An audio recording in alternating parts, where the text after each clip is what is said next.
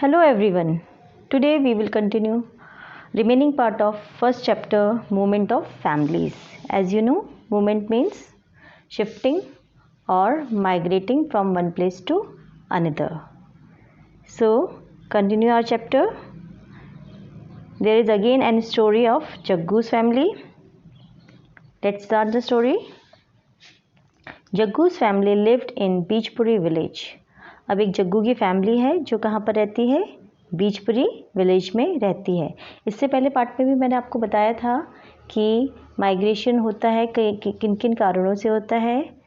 तो उसमें से हमारा एक निकला था सर्चिंग फॉर जॉब, है ना, searching for higher education facilities और ड्यू टू नेचुरल डिजास्टर, इनकी वजह से भी हमारा क्या होता है, माइग्रेशन होता है। तो अब एक और कॉज और एक और रीज़न पढ़ रहे हैं हम लोग एक स्टोरी के माध्यम से कि ये फैमिली क्यों माइग्रेट करी विलेज से सिटी की ओर। Let's start the story. Jaggu's family lived in Beechpuri village. He had a small house in the village. He earned only such a little amount from this shop that somehow he could run his family. और जो जग्गू की family थी वो कहाँ रहती थी, वो बीजपुरी एक विलेज है उधर रहती थी, और जहाँ पर उसकी एक छोटी सी दुकान थी। तो जो ये दुकान थी से बहुत थोड़ी सी अर्निंग हो पाती थी, मतलब बहुत थोड़ा सा ही वो कमा पाता था, जिससे केवल उसका क्या होता, घर ही चल पाता था। His sons were growing up, अब उसके जो बच्चे थे, बेटे थे, वो क्या है, बड़े हो गए थे। One day his cousins came to the village and took both of his sons along with him to the city to make them work at his shop. एक दिन का कज़न आया और अपने साथ क्या लेके गया, उन दोनों जो बेटे थे उसके, जग्गू के, उनको अपने साथ ले गया सिटी में। अपनी उसकी एक दुकान थी, किसकी दुकान थी, कज़न की एक दुकान थी, जिसमें वो जग्गू के दोनों बेटों को काम करने के लिए ले गया। Later Jaggu son Bhola wanted to start his own business, और कुछ समय बाद जो जग्गू का जो बड़ा बेटा था भोला, उसने सोचा कि वो भी अपना कोई काम स्टार्ट करे। At that time he had to face various problem like shortage of money, place for business, but still he didn't lose courage and his relative help them. और उसने क्या करा, अपना काम स्टार्ट किया था, और उसने क्या किया उसके लिए, जब उसने काम स्टार्ट किया, एक बिज़नेस अपना खुद का ओन बिज़नेस जब रन करा, तो उसके लिए उसको बहुत सारी प्रॉब्लम्स का सामना करना पड़ा। तो जो भी प्रॉब्लम आई, जैसे शॉर्टेज ऑफ मनी की प्रॉब्लम आई, है ना, जगह जहाँ आप बिज़नेस अपना खड़ा करना चाहते हैं उसके जगह शॉप खरीदना है, तो आपको शॉप के लिए एक प्लेस चाहिए, देन उसको आपको फिर बनाना भी है, कंस्ट्रक्ट करना है शॉप को। बट उसने क्या करा, but still he did not lose courage, पर उसने कोई अपनी साहस नहीं छोड़ा, अपनी हिम्मत नहीं छोड़ी। और जो उसके रिलेटिव्स थे, भोला इसके जग्गू के रिलेटिव्स थे, उसने भी उसके बेटे की हेल्प करी। दस his business start running well, और जैसे ऐसे ही करके उसका क्या बिजनेस अच्छा चलने लगा। He called his family here, तो उसने अपनी जो फैमिली थी उसको भी वहाँ पर बुला लिया। He made all arrangements for education of his younger brother and sister, और उसने वहाँ पर क्या करा, सिटी में सारे अरेंजमेंट्स किए अपने जो छोटे भाई बहन थे उनकी पढ़ाई के लिए। Now they are running their own business, but still today they miss their family, paternal village. On special occasions they visit their village. अब वो वहाँ पर सेटल तो हो गए सिटी में, बट कभी कभी क्या होता है, उनको अपना जो विलेज था जहाँ पर वो रहते थे, है ना, वो अपनी पूरी जो विलेज है वहाँ के सारे लोगों को वो मिस करते हैं। और जब कुछ स्पेशल ओकेजन्स होते हैं वहाँ पर वो जाते हैं विलेज में, जैसे कई बार कई फेस्टिवल्स हैं जहाँ वो अपने विलेज में जाकर ही मनाते हैं। तो ये तो एक जग्गू फैमिली का हो गया एग्जाम्पल। सेकेंड एग्जाम्पल आपका एक और दिया, एग्जाम्पल तो नहीं है इसमें, सेकेंड एक स्टोरी है, दी गई है कि Galiakot is a town in a district Dungarpur. Galiakot क्या है, एक टाउन है, एक कस्बा है डूंगरपुर में। Where the world famous tomb of the Maulana Fakhruddin, और वहाँ पर क्या है, एक टॉम होता है मकबरा, किसका मकबरा है, मौलाना फ़खरुद्दीन का। शीतला माता टेम्पल, और वहाँ पर क्या है, डूंगरपुर में ही कौन सा है, शीतला माता टेम्पल भी है। Jain temple which is fine specimen of extraordinary architecture and Somnath temple are located, और जो जैन टेम्पल है जिसका बहुत जो अपना आर्किटेक्चर होता है, जो बनावट और उसमें कशीदाकारी नक्काशी वगैरह, वो बहुत ही एक्स्ट्राऑर्डिनरी बहुत ही खूबसूरत की गई है। और सोमनाथ टेम्पल भी वहीं पर ही लोकेटेड है। Due to construction of Kadana Dam in the state of Gujarat, this area came in the range of inundated area. वहाँ पर क्या है, ये जो गुजरात का जो इस एरिया है, डूंगरपुर वाला एरिया, इधर एक कडाना डैम बनाया गया है। डैम होता है जहाँ पर पानी का जो रिवर है उसके वाटर को क्या कर दिया जाता है, रोक दिया जाता है और एक डैम को कंस्ट्रक्ट किया जाता है। और वन साइडेड क्या करी जाती है, जैसे एक रिवर का वाटर हमारा जो फ्लो हो रहा है, क्लियर, उसके आगे क्या कर देंगे ये लोग, एक आगे वॉल सी खड़ी कर देंगे। जैसे suppose this is your river, ये रिवर फ्लो हो रही है तो यहाँ पर एक वॉल खड़ी कर देंगे, स्ट्रेट वॉल, काफ़ी बड़ी लंबी और जिसकी हाइट भी काफ़ी होती है, उसको यहाँ पर ये कंस्ट्रक्ट कर देते हैं। तो रिवर का फ्लो यहाँ रुक जाता है तो पानी इस एरिया में पूरा आपका स्टोर होने लगता है। और उसके बाद यहाँ पर कुछ गेट्स एंड पैनल्स बना देते हैं। तो यहाँ से क्या करते हैं, हाइट से क्या करते हैं, इतनी हाइट से इस वाटर को नीचे गिरते हैं। तो नीचे क्या होती है, बड़ी बड़ी टर्बाइंस होती हैं और टर्बाइंस क्या होती है, मूव होती हैं। जैसे वो मूव होती हैं तो हमारी क्या होती है, इलेक्ट्रिसिटी जनरेट होती है। अगर कहीं पे भी डैम बनाया गया है तो उसका मेन पर्पस होता है इलेक्ट्रिसिटी को प्रोड्यूस करना, इलेक्ट्रिसिटी को बनाना। जो हमारे घरों में जो ये जितनी भी इलेक्ट्रिसिटी आती है वो किसी डैम से ही हमारे इधर आती है। दूसरा इरिगेशन भी होता है, मेन मोटिव इरिगेशन होता है सिंचाई के लिए। तो वहाँ से क्या होता है, डैम से ये जो पानी आगे हमने जैसे उन्होंने यहाँ पे गेट्स बना दिए, यहाँ से पानी है तो उसके आगे क्या है, छोटी छोटी कैनाल्स बना देंगे और जो इरिगेशन के लिए काम आएगी। तो आपको डैम क्लियर हो गया। तो यहाँ पर कौन सा डैम बनाया गया है, कडाना डैम बनाया गया है। बट ये जो एरिया है ना, अनडेटेड एरिया होता है। यहाँ पर क्या होता है कि फ्लड्स वगैरह आने के चांसेस ज़्यादा हो जाते हैं। अगर जो एरियाज़ क्या होते हैं, यहाँ पर कोई विलेज रहा होगा, जिस रिवर का पानी रोक दिया तो रिवर का पानी रोकने से क्या होगा, धीरे धीरे ऊपर बढ़ता चला जाएगा, जहाँ तक वॉल तक की एक हाइट तक बढ़ता जाएगा आपका। उस वॉल के बाद क्या होता है, उस हाइट के बाद तो गेट्स खोल देते हैं, उस पानी को उससे ऊपर नहीं जाने देते, ओवरफ्लो नहीं देते। पर उसके आसपास के जो एरियाज़ के विलेज वगैरह थे वो क्या होते हैं, उसमें डूबने लगते हैं। क्लियर। तो due to raining season they become flood prone. और जो इस एरिया के आसपास के एरिया के जो विलेजेस वगैरह थे वो फ्लड प्रॉन हो जाते हैं। फ्लड प्रॉन हो जाते हैं मतलब जहाँ पर बाढ़ आने की आशंकाएं ज़्यादा रहती हैं। और रेनी सीजन में यहाँ पर क्या होता है, पानी बढ़ जाता है, इस कारण और ज़्यादा आशंकाएं हो जाती हैं। Hence the government provided houses to those people at some new places. अब गवर्नमेंट ने डैम वहाँ पर खड़ा कर दिया तो गवर्नमेंट की ही जिम्मेवारी बनती है कि वो जो लोग उस एरिया में रह रहे थे, जहाँ पर रिवर के साइड एरियाज़ में रह रहे थे, आपने डैम कंस्ट्रक्ट कर दिया तो उस एरियाज़ में क्या आ गया, फ्लड आने के भी चांसेस हैं। वो एरिया डूब रहा है, लो लेइंग एरिया हो गया है, निचला एरिया हो गया, तो वहाँ पे गवर्नमेंट क्या करती है, उनको नई जगह पे ज़मीन देती है और मकान बनाने के पैसे भी देती है ना। तो it provide them the facilities of the school, hospital etcetera. और उसकी जगह न्यू प्लेस तो देती है, ज़्यादा साथ में उनको क्या देती है, स्कूल, हॉस्पिटल्स, इनकी भी फैसिलिटीज़ देती है। Today this is known as rehabilitation colony. Rehabilitation colony होती है जहाँ पर इनको फिर से स्थापित किया जाता है, एक जगह से दूसरी जगह पे इन्हें रिहेबिलिटेट किया जाता है। इट मीन्स जैसे वो रिवर के साइड में रह रहे थे, उनको नई जगह दे दी तो उनके वहाँ पर नई कॉलोनी बन जाएगी। But some people are still living at the native place due to not living their fields. But कुछ लोग हैं वो उस एरिया में रहना ही पसंद करते हैं और उस अपनी नेटिव प्लेस जहाँ पर वो पैदा हुए थे उस जगह को छोड़ना नहीं चाहते, क्योंकि वहाँ पर उनके खेत वगैरह हैं। तो ये हमारा ये भी कंप्लीट हो गया, ये चैप्टर हमारे यहाँ पर फिनिश हो जाता है। आगे आपके इसमें एंड में देखिए कुछ पिक्चर्स दी हुई हैं। फ्लड प्रॉन विलेज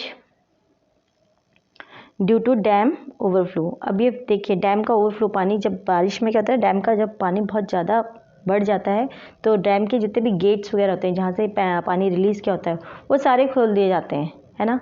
तो जो डैम के आगे के भी जो विलेजेस हैं वो भी क्या होते हैं, डूबने के, उनमें भी सारे मतलब वो भी डूबने के सारे उनके चांसेस हो जाते हैं। तो इस टाइप की ये फ्लड प्रॉन एरियाज़ विलेज हैं जहाँ पर मतलब बाढ़ हमेशा आती रहती है।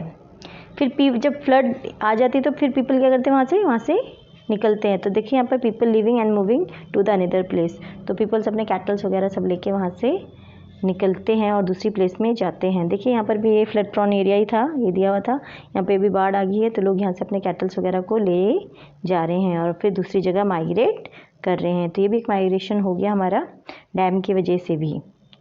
चलिए come to the question answers. इसके क्वेश्चन आंसर्स देख लेते हैं हम लोग। What is the difference between their houses and the house their families who change their place continuously? अब ये कह रहे हैं क्या डिफरेंस आता है वो हाउसेस में जो, जैसे सपोज़ आप यहाँ पर रह रहे हैं और उसके बाद आपको फिर अपना मकान चेंज करना पड़ गया दूसरी जगह, तो दोनों हाउसेस में क्या डिफरेंस आएगा।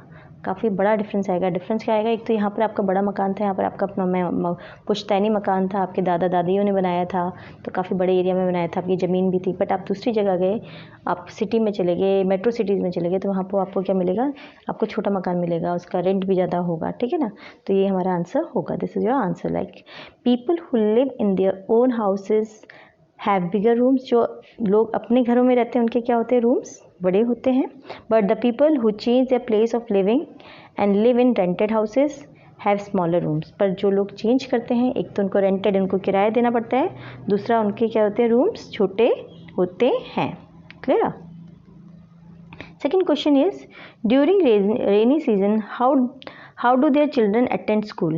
रेनी सीजन्स में उनके जो बच्चे हैं वो स्कूल कैसे अटेंड करते हैं। तो ये तो आपसे अगर मैं पूछूं आप कैसे रेनी सीजन में स्कूल अटेंड करते हो, तो आप क्या करते कहेंगे, या तो हम अपने पेरेंट्स के साथ आते हैं छाता वाता लेके, या हम लोग स्कूल आते ही नहीं। तो सेम आंसर हमको यहाँ पर भी लिखना है। During rainy season any elder person of the family takes the children to the school और children do not go to the school. या तो कोई बड़ा पर्सन जो होगा घर का, एल्डर फैमिली का मेम्बर, वो लेके आएगा, या बच्चे स्कूल ही नहीं जाते हैं। Question third is why are dams constructed. Dams को क्यों बनाया जाता है, मैंने आपको बताया था इलेक्ट्रिसिटी प्रोड्यूस करने के लिए। Second is your to control floods. Floods जो बाढ़ होती है उसको भी कंट्रोल करता है। जहाँ एरियाज़ में बहुत सारी बाढ़ आती है, फ्लड आती है, तो उस एरिया में वॉल बना के उस पानी को वहीं पे रोक लिया जाता है। To store the river water for irrigation purpose, मैंने बताया था कैनाल्स निकालते हैं और इरीगेशन सिंचाई के लिए आपका पानी को यूज़ करते हैं। To provide water during summer and droughts, और जब कभी अकाल या सूखा पड़ता है ना, बारिश नहीं होती समर सीजन में, तो उस जगह तब भी ये डैम का पानी ही उस जगह सप्लाई किया जाता है। Due to the construction of the dam the people live in that area had to leave their homes. Why. अब जब डैम बनता है तो जो लोग वहाँ पर रहते हैं वो अपना घर क्यों छोड़ते हैं, ये क्वेश्चन हमसे पूछ रहे हैं कि वो अपना घर क्यों लीव करते हैं। तो due to the construction of dam many areas become low lying area, so the people live in that area had to leave their homes. क्योंकि जब डैम बनते हैं तो क्या ऐसा नहीं होता कि वो मतलब रिवर के साइड ही रह रहे होते हैं, लो लेइंग एरिया होता है नीचे, या तो ऊपर टॉप में कहीं हिल में रह रहे हो तो उनको ज़रूरत नहीं होती कि अपने मकान या अपना एरिया को लीव करें। बट जो लो लेइंग एरिया होता है, लो लेइंग एरिया मतलब जो निचला एरिया होता है, वहाँ पर क्या होता है, फ्लड आने के बहुत सारे चांसेस होते हैं और पानी में डूब भी जाता है। फ्लड तो है ही है, पर कई बार वो डूब भी जाते हैं, तो इसलिए उनको अपना जो लिविंग एरिया है उसको क्या करना पड़ता है, लीव करना पड़ता है, अपने घर को लीव करना पड़ता है। Question number 5, what reason are mention in the chapter for people living their houses. अब इस चैप्टर में क्या क्या रीजंस दिए हुए थे, हमने 3-4 स्टोरीज़ पढ़ी थी, उनके 3-4 स्टोरीज़ के हमारे जो समराइज़ है वही एक तरह से इसके अंदर आंसर हमको लिखना है। First answer is famine due to drought, ठीक है, अकाल पड़ना, सूखा पड़ना। सेकेंड है for getting proper jobs and education migrate to the cities, और अच्छी जॉब के लिए और एजुकेशन के लिए भी माइग्रेट करते हैं सिटीज़ के लिए।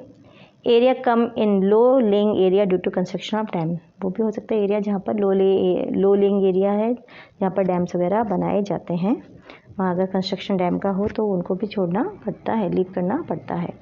Question number 6, apart from the reason mention in the chapter what other reason might be for the people migrating to other place, mention any 5 such reasons. अब ये पूछ रहे हैं जो हमारे चैप्टर में तो दिए हुए हैं कुछ रीजंस, उसके अलावा और कौन से रीजंस हो सकते हैं जो हमारे चैप्टर में नहीं दिए हैं। अच्छा, इसका फिर आंसर इसका 5 पॉइंट्स में बताना है ना। First one is for better living standards, अपने क्या होता है कई बार हमको चाहिए होता है कि नहीं हम लोग और अच्छे से जिएँ और अच्छा अर्न करें, यहाँ हम अच्छी अर्निंग कर रहे हैं बट हमको कई बार लगता है नहीं अगर हम लोग यही बिज़नेस हम लोग सिटीज़ में करें तो हमारा बहुत अच्छा चलेगा और हम अच्छे से स्टैंडर्ड से रह पाएंगे और लेविश लाइफ जी पाएंगे, तो इसके लिए भी लोग माइग्रेट करते हैं। फर्स्ट रीजन ये हो गया आपका। फॉर फ्लड सिचुएशन, अगर आपकी बाढ़ वगैरह आ जाती है कई बार उसकी वजह से भी करना पड़ता है। Next is for better health facilities, कई बार ऐसा होता है कि छोटे छोटे शहरों में, कस्बों में, छोटे छोटे एरियाज़ में आपके छोटे छोटे क्या होते हैं, हॉस्पिटल्स होते हैं, बड़े हॉस्पिटल्स नहीं होते उसके इलाज के लिए। जैसे अभी भी हमको अलवर की जगह, अलवर में कई चीज़ों की इलाज नहीं होता तो हम लोग को कहाँ जाना पड़ता है, जयपुर या दिल्ली जाना पड़ता है। तो कई बार ऐसा होता है कि कई लोग ऐसे हैं जो बहुत टाइम से बीमार चल रहे हैं तो वो ऐसी जगह सेटल ही हो जाते हैं जहाँ पर उनका इलाज आसानी से हो जाए। थर्ड वन हो गया। Then fourth one is protection from landslides. अब कुछ एरियाज़ ऐसे होते हैं, जैसे आप हिल एरियाज़ में रह रहे हैं तो वहाँ पर बार बार क्या हो रहा है, लैंडस्लाइड्स हो रहा है, आपका बार बार चट्टानें खिसक जाती हैं, मिट्टी रह जाती है, तो उसकी वजह से भी लोग अपनी उस जगह को छोड़ देते हैं। और ट्रांसफ़र ऑफ जॉब तो है ही, अगर आपका ऐसी जॉब में हो जहाँ पर ट्रांसफ़र वगैरह होता रहता है तो फिर वो तो हमारा मेन रीज़न होता ही है। Question 7, What problems do people face in getting settled to at other place? कि क्या प्रॉब्लम फेस करते हैं लोग जब दूसरी जगह सेटल डाउन होते हैं, एक जगह से दूसरी जगह। तो सबसे पहले तो होता है बेसिक नीड्स जो हमारी है ना, हाउस, एजुकेशन, फूड और ड्रिंकिंग, इन सब की हमको क्या करना पड़ता है, वो सब कुछ फैसिलिटीज़ को हमको देखना पड़ता है और उनको अपने बच्चों को प्रोवाइड भी करनी पड़ती है। तो फर्स्ट आंसर में point 1 is your arrangement of house and education of their children, food and drinking water facilities. Clear? Arrangement करने पड़ते हैं हाउस के, एजुकेशन के और उनके बच्चों के लिए। नेक्स्ट है lacking of own community feeling in new place. अब उनकी जो ओन कम्युनिटी थी, ओन कम्युनिटी मतलब जो उनका अपना खुद का समाज था, उसकी वो कमी बहुत महसूस करते हैं, क्योंकि दूसरी जगह उनको दूसरे समाज के लोग और दूसरे कम्युनिटी के लोग मिलते हैं। Clear? Third one is people can not maintain proper relationship with their relatives and friends. और जो पीपल हैं वो जो अपने जो पुराने फ्रेंड्स थे, रिलेटिव्स थे, उनके साथ प्रॉपर रिलेशन है वो मेंटेन नहीं कर पाते। Question number 8, why do people leave their home to settle at other place. People क्यों छोड़ते हैं अपना घर और दूसरी जगह क्यों सेटल होते हैं? तो answer is your due to drought के वजह से, ठीक है ना, सूखा अकाल की वजह से छोड़ते हैं, और फॉर गेटिंग हायर एजुकेशन, उसके लिए भी फॉर बेटर जॉब डाल सकते हैं आप, बहुत सारी चीज़ें इसमें आप डाल सकते हैं। Clear? Question number 9, in present times what are the basic needs of the human beings. Present time में बेसिक नीड्स क्या है ह्यूमन बींग्स की? तो बेसिक नीड्स सभी रहता है ना, रोटी कपड़ा और मकान, तो सेम थिंग है। Answer is basic needs of human beings are food, shelter, clothes, education and health facilities etcetera. Okay. Question number 10, where is the Somnath temple situated. तो सोमनाथ टेम्पल हमारा कहाँ था? गलीकोट, डूंगरपुर में। Name the dam built in Gujarat state में कौन सा dam बना गया था? कडाना डैम। तो ये आपके क्वेश्चन आंसर यहाँ पर फिनिश होते हैं। आपको ये क्वेश्चन आंसर आपकी अपनी कॉपी में करना है। Okay, this is your homework. Thank you.